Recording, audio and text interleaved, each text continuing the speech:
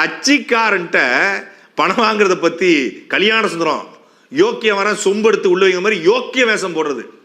கற்பனை வாத்துல வராரு, உட்டோபியன் கற்பனை. ஆமா, நீங்க எந்த கல்லூரியில் பேராசிரியர் இருந்தீங்க? தாய் தமிழ் உறவுகளுக்கு வணக்கம். இன்னைக்கு சில பேரு அண்ணன் சீமானை பத்தி பேசி பிழைப்பு நடத்தலான்னு தப்பு கணக்கு போடுறாங்க. அதுலயும் இந்த கல்யாண சுந்தரம், ஐயோ, அந்த ஆள் பேசுறத கேட்டா சிரிப்பு தான் வருது. போன மாசம் டெல்லிக்கு போய் ஏதோ குத்துவிளக்கு ஏத்தணும்னு சொன்னீங்களே, என்னாச்சு? அண்ணே, குத்துவிளக்கு ஏத்தவாங்கன்னு கூப்பிட்டாங்க. என்னால வர முடியாதுயான்னு உடனே ஒரு குத்துவிளக்கு ஒரு ஆள்கிட்ட கொடுத்து அனுப்பி விட்டாங்க. நான் இங்க இருந்து கொளுத்தி அனுப்பி விட்டேன். உங்களை பத்தி எங்களுக்கு தெரியாதா?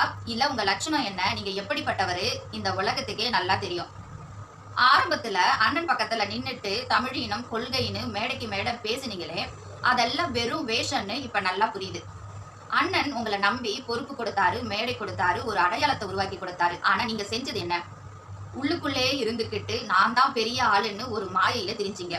உங்க உண்மையான லட்சணம் என்னன்னு உங்களுக்கு உங்க கொள்கையை விட அதிகாரத்து மேலதான் கண்ணு இருந்தது. அந்த அதிகாரத்தை ருசிக்கணுங்கிற ஆசை உங்க கண்ணை மறைச்சிடுச்சு. அண்ணன் சீமான் ஒருபோதும் அற்ப விஷயங்களுக்காக கொள்கையை விட்டு கொடுக்க மாட்டாருன்னு தெரிஞ்ச உடனே உங்க குணம் அப்படியே மாறிடுச்சு. எனக்கு முக்கியத்துவம் இல்லையான்னு கோச்சிக்கிட்டு இயக்கத்துக்குள்ளேயே குழப்பத்தை உண்டு பண்ண பாத்தீங்க. இதுதான் உங்க அசல் முகம். அன்னைக்கே அண்ணன் உங்களை அடையாளம் கண்டு வெளியே அனுப்புனாரு பாருங்க, அங்க நிக்கிறாரு எங்க அண்ணன். உங்களை போன்ற ஓட்ட சல்லடைகள் அன்னைக்கே கழட்டி விட்டது எவ்வளவு பெரிய புத்திசாலித்தானு இன்னைக்கு எல்லாருக்கும் புரியுது. நீங்க போனதுக்கு அப்புறம் தான் இந்த இயக்கம் எவ்வளவு சுத்தமா எவ்வளவு பலமா வளர்ந்துருக்குன்னு ஊர் ஊரா போய் பாருங்க, தெரியும்.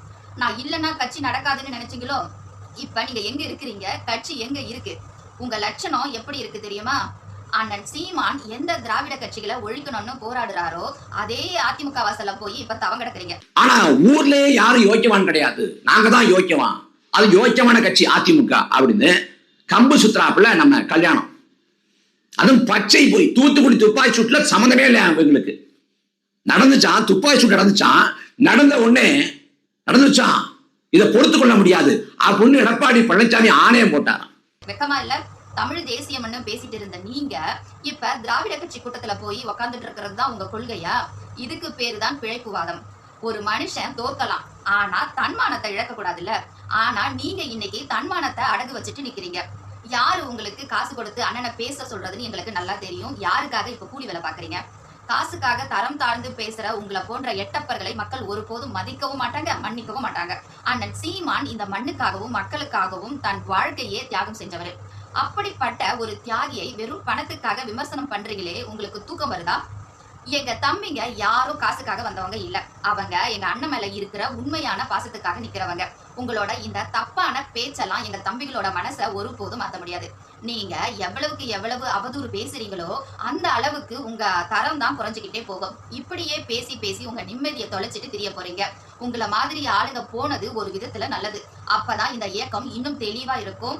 அண்ணன் சீமான் ஒரு பெரிய ஆலமரம், நீங்க அதுல இருந்து உதிர்ந்த ஒரு தேவையற்ற சருகு.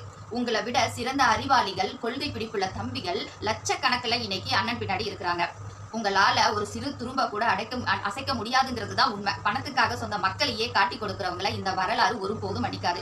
இன்னைக்கு தமிழ் மக்கள் எல்லாம் தெளிவா இருக்கிறாங்க. யாரு உண்மை யாரு பொய்ன்னு அவங்களுக்கு நல்லா தெரியும். உங்களோட இந்த அவதூறு பேச்சு அண்ணன் மேல இருக்கிற மரியாதையை இன்னும் எங்களுக்கு அதிகமாக்கும். துரோகம் எப்போதுமே தோத்து போகும், நேர்மைதான் ஜெயிக்கும். அண்ணன் சீமான் காட்டுற வழிதான் எங்களோட வழி. அதுல நாங்க உறுதியா இருக்கிறோம். உங்களோட அரசியல் இப்போ முடிஞ்சு போச்சு. ஆனா எங்களோட வளர்ச்சி இமயமலை மாதிரி வளர்ந்துகிட்டே இருக்கு. எங்களோட வெற்றியை பார்த்து நீங்க வேடிக்கை பார்த்துட்டு ஓரமா தான் உட்காந்துட்டு கிடக்கணும். துரோகத்தோட அடையாளமா இன்னைக்கு நீங்க மாறிட்டீங்க. இனிமேலாவது உங்க வேலையை பார்த்துட்டு போங்க. அண்ணனை பத்தி பேச உங்களுக்கு எந்த தகுதியும் இல்ல. நாங்க நேர்மையா நிக்கிறோம். எங்களை யாராலையும் அசைக்க முடியாது.